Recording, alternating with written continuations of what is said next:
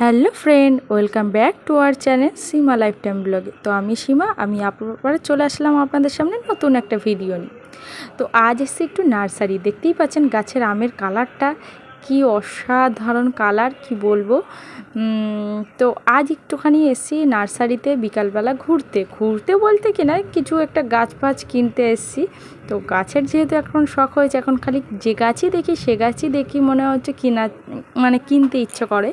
তো রাস্তা দিয়ে যখনই বেরাই তখনই হচ্ছে অন্যদিকে এখন তাকানোর সময়ই হয় না, এখন খালি গাছ দেখি, কোথায় কোন ভালো গাছ আছে, কোথা থেকে কোন ভালো গাছটা নেওয়া যায়, এটাই চিন্তা ভাবনা করি সারাক্ষণ ধরে।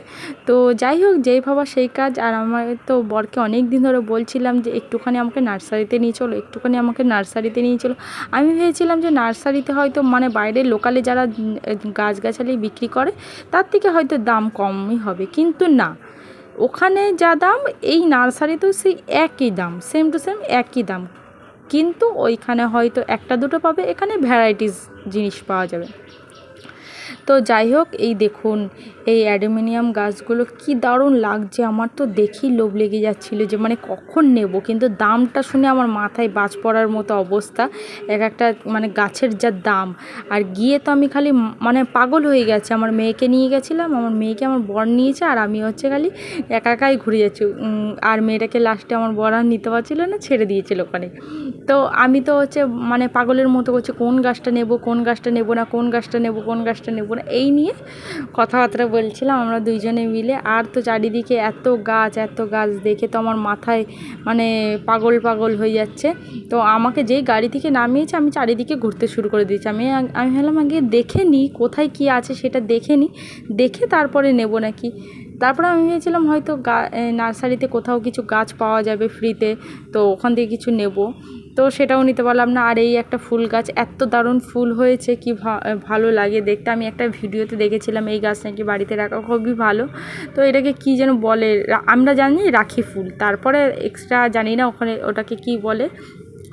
তো যাই হোক, আমি গাছ দেখতে এখন একটা ভেতরে ঢুকে গেছি। একটা ছাউনি মতো করা ছিল, ওখানে অর্কিড না, হ্যাঁ অর্কিড গাছই ছিল, বাট আমি এখনও অতদূর পৌঁছাইনি। এটা হচ্ছে অ্যাডেমিনিয়াম গাছ। অ্যাডেমিনিয়াম গাছের হচ্ছে সাদা ফুল ফুটে রয়েছে, বাদ বাকি আর কোনো কালার টালার কিছুই দেখতে পাচ্ছি না। আর আমি তখন দামটা জিজ্ঞাসা করেছি, ওরে বাপরে, বললো 200 টাকা করে, একটা গাছের দাম 200 টাকা করে। মাথা আমার খারাপ হয়ে যাচ্ছিলো এত দাম শুনে। আমি যে বাবা, আমি আবার ওইখানে লোকটাকেও জিজ্ঞাসা করলাম যে ওখানে আর এখানের পার্থক্য কী রইলো তাহলে।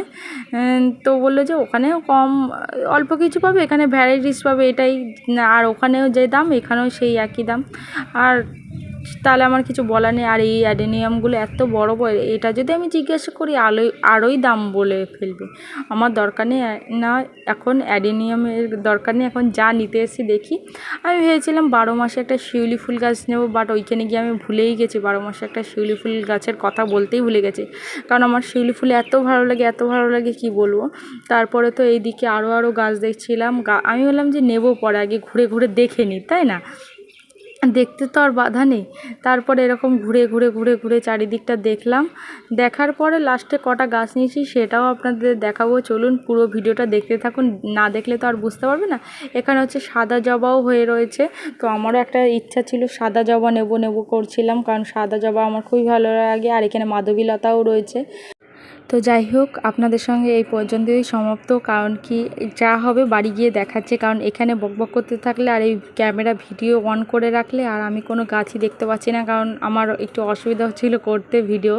আর মেয়েকেও আবার কোলে নিতে হবে, আমার বর কোলে নিচ্ছিল না, তারপরে বকা দিচ্ছিলো আমাকে।